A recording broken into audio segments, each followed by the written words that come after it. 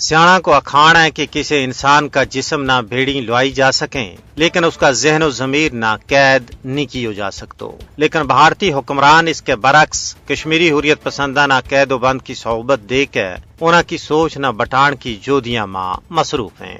بھارت کا وقف بندی خانہ ماں کشمیریاں نہ وحشیانہ تشدد، بدسلوکی اور مذہبی بنیادوں پر انتقامی کاروائیاں کو نشانوں بنائے جا رہے ہیں۔ تازہ اطلاع کے مطابق ڈسٹرکٹ جیل پونچھ ماں جیل حکام کی طرفوں طاقت کا وحشیانہ استعمال نال جیل ماں قید ایک کشمیری سیاسی قیدی عادل احمد ڈار شدید زخمی ہو گیا ہے۔ پونچھ ڈسٹرکٹ جیل ماں کشمیری نظر بندانہ jail in-charge D S P Khalid Amin کی طرفوں ظلم و تشدد اور مذہبی پابندیاں کو نشانوں بنائے جا رہے ہیں۔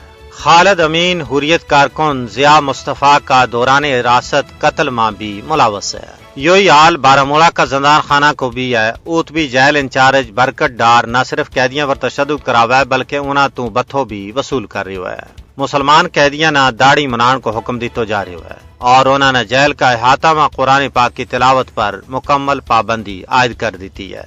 انہاں تو رشوت طلب کی جا رہی ہے جس وجہ نال نظر بنداں کا اہل خانہ اپنا پیارا نال ملاقات واسطے زیورات زمی مال چوکھر بیچن ور مجبور ہو گیا ہے۔ یہ سلسلہ آج ہی کو نہیں بلکہ اس تو پہلا بھی محمد اشرف صحرائی سمیت کئی بندیوان علاج معالجہ کی سہولیات نہ ہونے کی وجہ نال اپنی زندگی کی بازی ہار گیا۔ تجزیہ نگاراں کو کہنا ہے کہ بھارت سیاسی قیدیاں پر ظلم اور جبر کر کے نہ صرف اپنا آئین و قانون بلکہ جنیوا اور ہیگ کنونشنز کی سنگین خلاف ورزی کر رہے ہے جس کی سزا اس نہ ضرور ملنی چاہیے۔